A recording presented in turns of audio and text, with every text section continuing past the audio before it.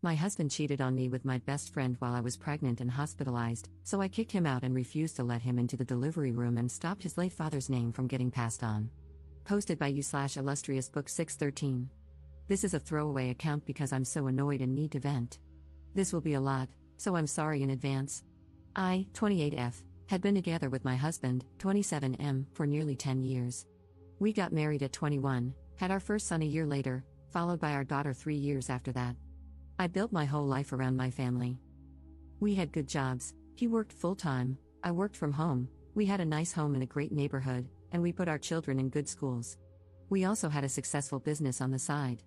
I thought we did everything right. My best friend, since middle school, lived close by. We had our daughters around the same time, and we'd have playdates all the time. We leaned on each other a lot. I supported her when she was dealing with issues with her daughter's deadbeat father and got her in contact with a good lawyer.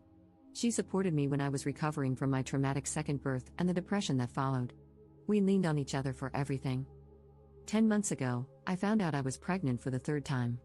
I was really uneasy about it because of my traumatic experience the second time. My husband and I had both agreed we were done after our 2 children. I considered termination, but my husband insisted we keep the baby. I was still uneasy about the pregnancy and borderline miserable for the next 6 months. I was diagnosed with hyperemesis gravidarum and was throwing up 20 times a day for 6 months straight. I lost a ton of weight, had to stop working, and was frequently hospitalized due to severe dehydration. My husband stood by me and showered me with attention, for which I was so grateful. He cut down his hours at work to take care of me, the house, and the kids. My best friend frequently came to our home to check on me and help with the house.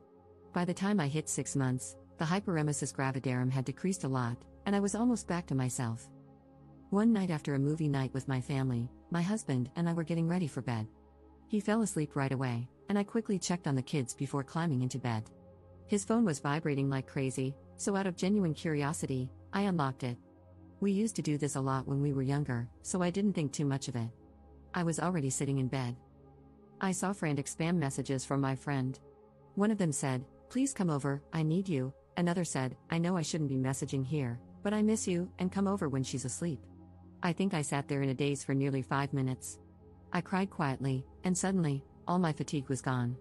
I scoured his phone looking for more. I found emails and DMs from them, even using apps like Kick to Message and pictures.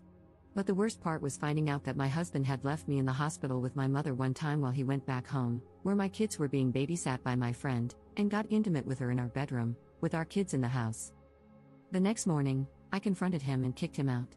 I filed for separation shortly after. For the next 2 months, he begged for forgiveness, then shifted to complaining and insulting me, saying I wasn't letting him see his kids or stopping him from going to doctor appointments with me, which I was. Months earlier, we had planned who would be in the labor room, my mother and husband. When I was 35 weeks pregnant, he called, questioning the labor situation. By this point, he had moved in with my ex-friend shortly before the call. I told him no, and he got very angry. Many of my in-laws and family members told me to put our differences aside for the baby. I still said no. I gave birth to my son with my mother and sister present, and didn't regret my decision at all. After my second traumatic birth, I just wanted to make sure this one was as stable as possible, which it was. We were going to name our child after his father, who had passed away. I initially agreed to make him happy but later changed my mind and picked a name I had always loved since childhood. This aggravated him even more. Am I wrong for doing that? I'm being guilt-tripped by so many people right now. All I want is for everyone to leave me alone so I can focus on being with my kids. Edit. Just wanted to add that I do let him see the kids, that would be crazy if I didn't. My children love their dad, I just have certain boundaries now that we're not together, and he doesn't respect them. He gets angry and says things that are categorically untrue. He got to meet our newborn son just hours after I gave birth. Update 11 months later. So, I'm back after nearly a whole year. I completely forgot about this post because I've been so wrapped up in other things. My baby just turned 1 today, and after celebrating his birthday and Christmas with my kids, it finally hit me, this is my new reality. First off, my ex-husband and I finally went through with the divorce proceedings.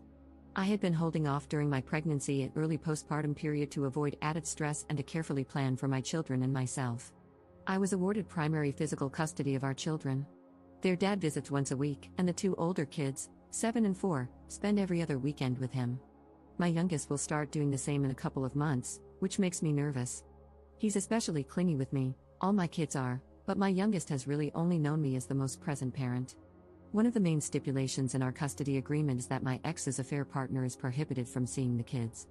My poor kids have been confused enough by their parents' sudden split, and I didn't want them even more confused by seeing their aunt, who is supposed to be mommy's best friend, with their dad. It was deemed emotionally detrimental in court. As for the baby's name, he's been so bitter about it. I think he's still annoyed. His side has been trying to convince me to change the name to something we'd both like, especially after the divorce was finalized. But it's been a year now, and the baby quite literally responds to the name I gave him, so I'm not going to change it. He was also unhappy with the child support payments, among other payments, and asked for some revisions. One main thing he wanted to change was the cost of our kids' school tuition. He pays for their tuition, which he felt was too much and too harsh. But the court stuck with the original payments. As for my ex-husband and ex-best friend, they continued dating. I found out that they had started seeing each other a month into my third pregnancy. They had actually slept together during my second pregnancy but didn't pursue a relationship then because, as they put it, they weren't ready to ruin things and didn't want to hurt anybody. My ex's side has been very supportive of their relationship, even inviting her to holiday gatherings like Thanksgiving or other family holidays. Because of this, my kids don't go to these events very often. After this whole fiasco, I'm coming to the realization that perhaps my ex's side never really liked me all that much. But that's okay. I eventually spoke with my ex-best friend to ask why they did it. She claimed that they were just friends but grew close while she was dealing with issues involving her deadbeat ex-boyfriend. Both of them insisted that my ex-husband just wanted to protect her, which supposedly turned into love.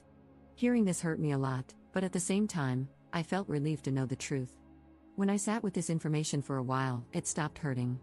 It made me realize that I didn't still love my ex-husband and could finally let go of him and their betrayal. They broke up a week ago. Apparently, it's just a break, though who knows. Although my kids go to their dad's house every other weekend, it has helped a lot with making time for myself. Obviously, I'm figuring out who I am without being a wife or mom all the time. In many ways, I find what happened to be a true blessing, which is why I'm no longer angry. As for me, I've been seeing someone. It hasn't been very long, nor is it that serious yet, but we get along great. Initially, my ex-husband made the whole situation difficult. He didn't want me to have any man, specifically, around the kids. Edit. I don't know how to update posts, so my apologies if this is wrong. This is likely the last update. I just wanted to check in to let everyone know I'm okay. Commenter. Good job, and never let that snake friend back into your life, even if she comes crawling back. Ops response. She claimed that I had not been the greatest friend to her at times during our very long friendship either. I felt like strangling her in that moment. I couldn't think of a single thing I had done wrong that could warrant her doing that to me. But it is what it is.